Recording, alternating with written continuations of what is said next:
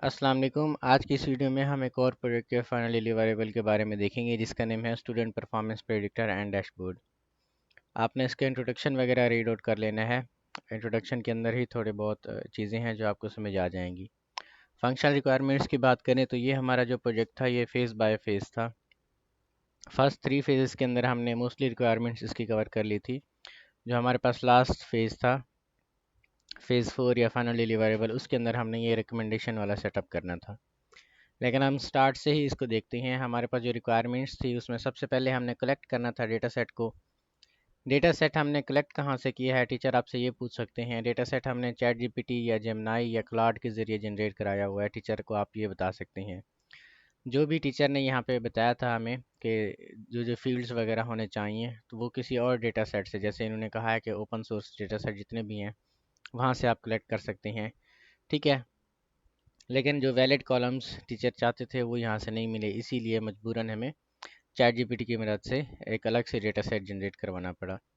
ठीक है। डेटा को प्री प्रोसेस करना था। यहाँ पे प्री प्रोसेसिंग के लिए जितने भी हमारे पास वेज बताए हुए हैं, ठीक है, इसमें जो वैलिड हमारे पास थे कि मिसिंग वैल्यूज़ अगर कोई थी तो उसको हमने फिर हैंडल करना था। बाकी ये नॉर्मलाइजेशन वगैरह, ठीक है, या फिर इसमें कैटेगरीज को इनकोड करना, ठीक है, ये सारी की सारी हमने कर ली हुई थी डेटा सेट के अंदर ही। ठीक है।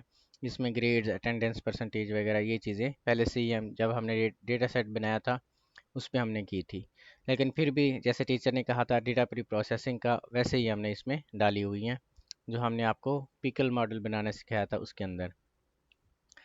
फिर हमने मशीन लर्निंग मॉडल का यूज़ करना था जिसमें डिफरेंट क्लासिफिकेशन के जो एल्गोरिदम हमने ट्रेनिंग के दौरान टेस्ट किए थे, ठीक है, और उनमें से जो बेस्ट एल्गोरिदम था, ठीक है, उसको फिर हमने अपने डैशबोर्ड के अंदर यूज़ किया हुआ है। इनकी F1 स्कोर, एक्यूरेसी, प्रिसीजन और रिकॉल वगैरह भी हमने देखा था।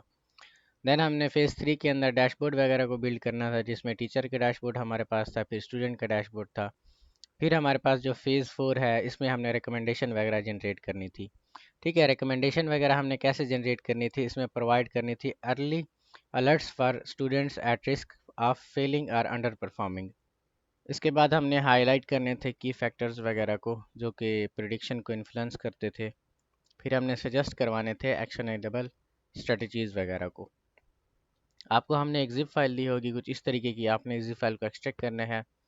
इसमें आपकी फाइनल रिपोर्ट होगी और स्लाइड्स वगैरह होंगी। ठीक है। उन स्लाइड्स वगैरह के अंदर चेंजेस करनी है, मतलब अपनी आईडी वगैरह को चेक करना है। जो दूसरे प्रोजेक्ट्स हैं उनकी रिपोर्ट से हट के आपकी रिपोर्ट डिफरेंट है। एक और जिप फाइल उसमें होगी जिसके अंदर आपका फाइनल कोड वगैरह पड़ा होगा। ठीक है। इसको वैसे ही रन करवाना है जैसे आपने प्रोटोटाइप को रन करवाया था। जिस आपके फ़ोल्डर के अंदर manage.py की फ़ाइल हो, इसी फ़ोल्डर के आपने पाथ के ऊपर जाना है। यहाँ पे आपने लिखना है cmd, देन आपने लिखना है यहाँ पे कोड स्पेस डॉट। जब आप कोड स्पेस डॉट लिखेंगे तो वीएस कोड के अंदर आपका सारे का सारा जो फोल्डर है वो ओपन होके आ जाएगा। ठीक है। एक बार सारे का सारा फोल्डर आपके पास ओपन होके आ गया तो इसमें फिर आपने टर्मिनल को ओपन करना है। टर्मिनल को कैसे ओपन करेंगे, यहाँ पे 3 डॉट्स पे क्लिक करेंगे टर्मिनल, और यहाँ पे न्यू टर्मिनल के ऊपर क्लिक करेंगे। आपकी जो मेन फाइल इसमें है, एक तो आपकी ml_model.py की फ़ाइल है। इस फाइल के अंदर हमने जो डेटा सेट था उसके अंदर अपने मॉडल्स वगैरह को हमने प्रिपेयर किया हुआ है, जिसमें हमने अपना जो मॉडल्स वगैरह हमने उसमें प्रिपरेशन के अंदर डाले हुए हैं उन मॉडल्स को यहाँ पे आप देख सकते हैं। सबसे पहले हमने लेबल इनकोडर्स का यूज़ किया हुआ है। ठीक है। ये हमने अभी के लिए इसमें जो भी कमेंट्स वगैरह थे वो हमने डाले हुए हैं ताकि आपको यहाँ पे पता चल सके। ठीक है। ये फ़ाइल आपकी इम्पोर्टेंट है, इस फाइल को आपने देख लेना है। हमने जो मॉडल यूज़ किया हुआ है इसमें लॉजिस्टिक रिग्रेशन मॉडल है, डिसीजन ट्रीज़ हैं, रैंडम फॉरेस्ट है, फिर ग्रेडियंट बूस्टिंग मॉडल आप हमारे पास है, फिर एसवीएम, यानी यहाँ पे हमने 5 तरह के मॉडल्स वगैरह का यूज़ किया हुआ है। ठीक है। इन सब को हमने ट्रेन कराया हुआ है। ट्रेन करवाने के बाद जो बेस्ट मॉडल हमारे पास था वो यहाँ पे सेव होके आ गया है। ठीक है। फिर इसी मॉडल को हम जब प्रिडिक्शन वगैरह करते हैं तो उसी प्रिडिक्शन के अंदर जाके यूज़ करते हैं। ठीक है। तो यहाँ पे टर्मिनल के अंदर सबसे पहले आपने कमांड देनी है पाइथन manage.py रन सर्वर वाली। जब आप ये कमांड वगैरह देंगे तो आपको यहाँ पे लिंक जनरेट होके आ जाएगा। इनिशियली हो सकता है आपको कोई एरर वगैरह आए। ठीक है। सारे एरर लाइब्रेरीज़ वगैरह के होंगे वो हम आपको बताएंगे, या फिर आप चैट जीपीटी से भी सॉल्व करवा सकते हैं वो वाले एरर। ठीक है। जब एक बार आपका प्रोजेक्ट सही तरह से रन होगा तो यहाँ पे आपको एक लिंक जनरेट होके आएगा। इसी लिंक को फिर आपने कॉपी करना होता है। ठीक है। यहाँ पे हमारे पास लिंक वगैरह आ जाए तो फिर हम आपको बताते हैं। ये वाला लिंक हमारे पास आ जाएगा, इस लिंक को आपने कॉपी करना है, कॉपी करके दो ब्राउज़र्स के अंदर पेस्ट करना है, ठीक है, क्योंकि हमारे पास दो यूज़र्स थे इसमें, एक हमारे पास टीचर था, एक हमारे पास स्टूडेंट था, ठीक है।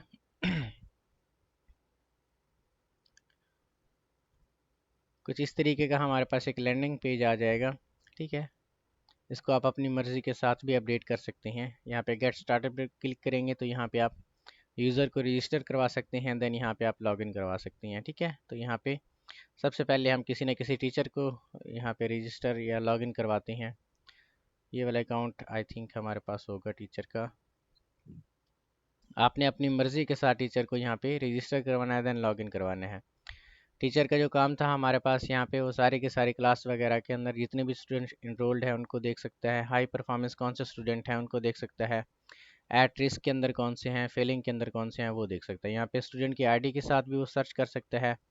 यहाँ पे performance breakdown as a chart भी हमने यहाँ पे लगाया हुआ है। ये जो चार्ट्स वगैरह हमने लगाए हुए हैं ये प्लॉटली लाइब्रेरी का यूज़ किया हुआ है।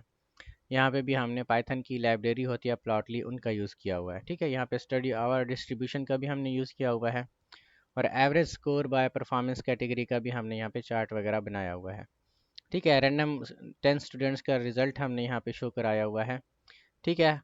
तो यहाँ पे आप कोई भी स्टूडेंट को यहाँ पे प्रिडिक्ट करवा सकते हैं उनकी आईडी के साथ, ठीक है। यहाँ पे प्रिडिक्ट रिजल्ट पे क्लिक करेंगे तो प्रिडिक्शन का जो भी रिजल्ट वगैरह होगा वो यहाँ पे आपके पास आ जाएगा, ठीक है। अच्छा, आपने हमें बताया था कि हमारा जो मॉडल है वो यहाँ पे कभी कभी प्रिडिक्शन सही नहीं देता, तो इसकी रीज़न ये हो सकती है कि हमारे पास डेटा सेट बहुत ही कम है, ठीक है। वैसे हमने कोशिश की है कि हम ज़्यादा से ज़्यादा डेटा सेट बना के रखें, ठीक है। तो ऑलमोस्ट यहाँ पे 5000 रोज़ का हमारे पास डेटा सेट है। आप यहाँ पे जैसे देखें, ये वाला स्टूडेंट हमारे पास एट रिस्क है, ठीक है। तो अगर इसी स्टूडेंट की आईडी को हम सर्च करें तो यहाँ पे देखते हैं कि हमारे पास क्या रिज़ल्ट आता है, ठीक है। प्रेडिक्ट रिज़ल्ट के ऊपर क्लिक करेंगे तो ये देखिए एट रिस्क है हमारे पास ये स्टूडेंट, ठीक है। ये फैक्टर कौन से इसमें आ सकते हैं, इसमें ये है कि उसकी अटेंडेंस कम हो सकती है, टेस्ट का स्कोर है वो कम हो सकता है, ठीक है। सीजीपीए वगैरह भी अफेक्ट कर सकता है। ये प्रीवियस उसका सीजीपीए था जो पहले हमारे पास था, ठीक है। और यहाँ पे रिस्क को ब्रेक डाउन करके वो स्टूडेंट्स को रिकमेंडेशन भी जनरेट करके दे देगा। अगर यहाँ पे किसी और स्टूडेंट को हम सर्च करें, जैसा कि ये वाला स्टूडेंट हमारे पास है फेल वाला, ठीक है, इसको भी अगर हम यहाँ पे प्रिडिक्ट करवाएं तो यहाँ पे देखते हैं इसका हमारे पास रिज़ल्ट क्या आता है। वैसे हमने मॉडल वगैरह को चेक किया था, इसमें ये मोस्टली के जो रिज़ल्ट्स हैं, अब यहाँ पे देखें वो कह रहा है कि ये भी एट रिस्क है, ठीक है। अटेंडेंस इसकी ठीक है लेकिन सीजीपीए वगैरह टेस्ट स्कोर वगैरह इसका ये क्या कर सकता है, इफ़ेक्ट कर सकते हैं, ठीक है। ये टीचर के डैशबोर्ड आपके पास हो गया। इसको लॉग आउट करके आप अगर स्टूडेंट को यहाँ पे चेक करें, ठीक है, यहाँ पे हम लॉगिन करवाते हैं तो स्टूडेंट का क्या काम था, वो अपनी जो भी उसकी आईडी वगैरह होगी उसकी मदद से वो क्या कर सकता है, स्टूडेंट सर्च कर सकता है, ठीक है। इसी आईडी को यहाँ पे सर्च करते हैं, हम एनालाइज पे क्लिक करते हैं तो यहाँ पे देखें वो कहता है कि आप एट रिस्क हैं, ठीक है। और स्मार्ट रिकमेंडेशन क्या है, अटेंडेंस को प्रायोरिटाइज करें और रिसेंट क्विज़ेस टॉपिक्स वगैरह के अंदर स्कोर ज़्यादा लाएं, ठीक है। और यहाँ पे असाइनमेंट्स वगैरह, टेस्ट स्कोर वगैरह, final exam, average quizzes, study hours, ठीक है, पार्टिसिपेशन वगैरह इसने इसको बता के दे दी हुई है, ठीक है। एकेडमिक परफॉर्मेंस का चार्ट वगैरह हमने बनाया हुआ है, अटेंडेंस वगैरह का, असाइनमेंट वगैरह का, टेस्ट स्कोर वगैरह का, ठीक है। ये चीज़ें आपके पास आ गई। इसी तरह एक्सटर्नल फैक्टर जो इफ़ेक्ट कर रहे हैं इसको, ठीक है, ये आपके पास आ गए हैं। एआई प्लान, एक्शन प्लान भी है कि assignment completion, your assignment score is below average, ठीक है। क्लास की जो पार्टिसिपेशन है उसको बूस्ट करें आप, एक्स्ट्रा क्लासेस के ऊपर भी आप यहाँ पे बूस्ट करें, ये उसको उसने रिकमेंडेशन जनरेट करके दिखाई हुई है, ठीक है। तो ये चीज़ कैसे हमने यहाँ पे प्रिडिक्ट करवा ली है, अगर यहाँ पे ये हमारा स्टूडेंट है एक्सीलेंस वाला, इसको भी अगर हम सर्च करके देखें तो देखते हैं इसका क्या रिज़ल्ट हमारे पास आता है। एनालाइज पे क्लिक करते हैं, अब यहाँ पे देखें इसने इसको क्या कराया हुआ है, गुड, ठीक है। इसी तरह हमारे पास कोई और हम रैंडम सा स्टूडेंट हम ले लेते हैं, फ़र्ज़ करें कि ये वाला स्टूडेंट हमारे पास है, ये भी गुड है, तो इसको भी यहाँ से ले लेते हैं।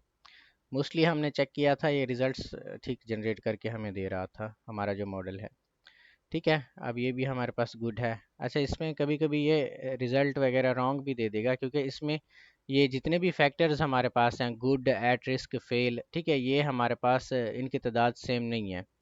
ठीक है, क्योंकि हमारा मॉडल देखता है कि कभी किसी की अटेंडेंस ज़्यादा होती है, किसी के असाइनमेंट नंबर्स कम होते हैं तो वो फेल होता है, पास होता है, इस तरीके से। ठीक है, तो कभी कभी सीखने में भी प्रॉब्लम हो सकती है, क्योंकि सीखने में भी इसने ज़्यादा कॉलम्स वगैरह टीचर ने हमें दे दिए हैं। अब ये हमारे पास कौन सा स्टूडेंट है, 1575, ये फेल स्टूडेंट है तो इसने इसको फेल कर दिया है।